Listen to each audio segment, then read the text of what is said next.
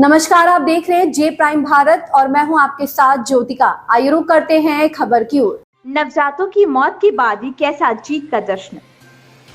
नवजातों की मौत से जनपद में पसरा मातम। लक्ष्मीबाई की जयंती के सभी कार्यक्रम हुए थे निरस्त, लेकिन जीत पर बजे ढोल नगाड़े, बटी मिठाइयां। एक और झांसी जनपद के महारानी लक्ष्मीबाई मेडिकल कॉलेज में 5 दिन पूर्व आगजनी की घटना में नवजात शिशुओं की मौत की खबर से पूरा जनपद ही नहीं देश का नागरिक बिथरा गया था। 5 दिन से नवजातों की मौत के मातम में डूबे जनपद में समाज सेवियों, नेताओं ने अपने अपने जन्मदिन तक नहीं मनाए। यहां तक कि वीरांगना लक्ष्मीबाई की जयंती के सारे कार्यक्रम तक स्थगित कर दिए गए थे। साथ ही जिला प्रशासन ने भी कार्यक्रम स्थगित कर दिए थे। लेकिन एक और जहां पूरा जनपद मातम में डूबा हुआ है, वहीं दूसरी ओर भाजपा के उपचुनाव की जीत पर जनपद झांसी के महानगर के प्रमुख चौराहे इलाइट पर जमकर ढोल नगाड़े बजाकर मिठाइयां बांटी, आतिशबाजी की और खुशियां मनाई। सोचने वाली बात है कि जिन नवजातों की मौत हुई उनके परिवारजनों को अभी तक न्याय नहीं मिला। सिर्फ और सिर्फ जांच दर जांच की जा रही है। ऐसे में खुशियां, ढोल नगाड़े, आतिशबाजी, मिष्ठान वितरण मातम के जख्मों पर नमक छिड़कने के बराबर है।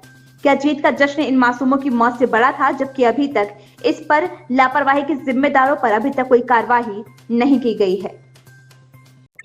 विधायक क्या लगता है इस परिणाम के बाद 2027 में क्या होगा?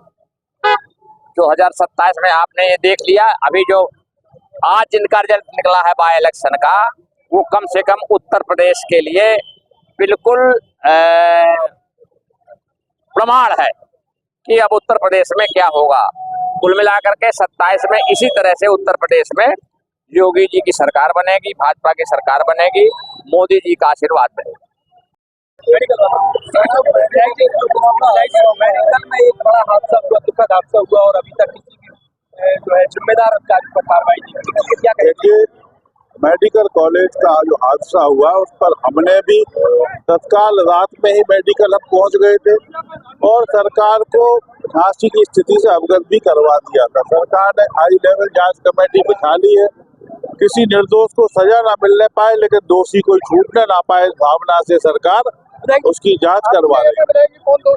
नहीं, देखिए, हम चूंकि जांच कमेटी के हिस्सा नहीं है तो हम किसी पर दोष निर्धारण करने वाले व्यक्ति नहीं हो सकते, लेकिन जो भी दोषी होगा।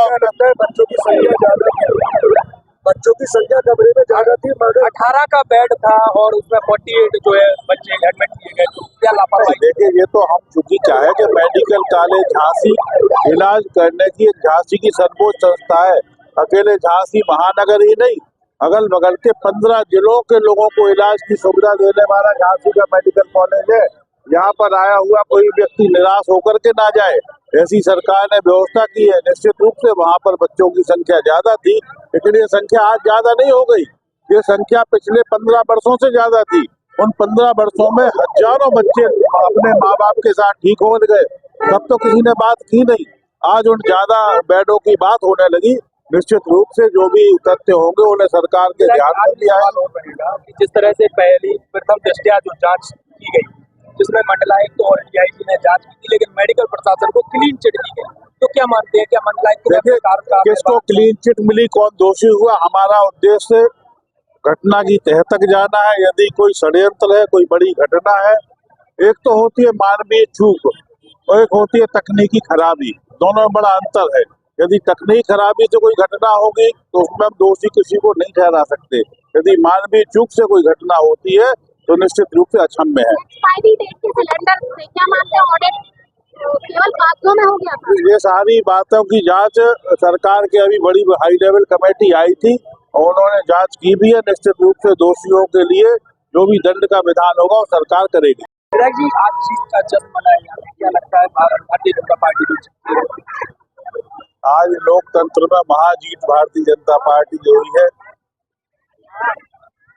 जब देश की आर्थिक राजधानी मुंबई और महाराष्ट्र पर भी भारतीय जनता पार्टी की सरकार फिर से चलेगी तो निश्चित रूप से देश के विकास को 4 चांद लगने वाले हैं। ये जनविश्वास है लोगों का भारतीय जनता पार्टी और हमारे नेता मोदी और योगी पर कि लोग विपक्षी चाहे जितना प्रोपोगेंडा करे, चाहे जितनी बातें करें, चाहे जितना समाज को बांटने का काम करे, लेकिन ये समाज बंटने वाला नहीं है। ये समाज समझता है कि हमको कहाँ पर सुरक्षा है, कहाँ पर स्वाभिमान है, कहाँ पर सम्मान है और कहाँ पर राष्ट्र हित की बात की जाती है। वो लोग जो बांटने की बात करते हैं, वो लोग जो काटने की बात करते हैं, वो लोग जो पड़ोसी मुल्कों के हितैषी है, मैं कहना चाहता हूँ सारे लोगों को कि ये भारत की एकता और अखंडता के लिए भारतीय जनता पार्टी देश में जरूरी है। इस खबर में बस इतना ही। बने रहिए जे प्राइम भारत के साथ।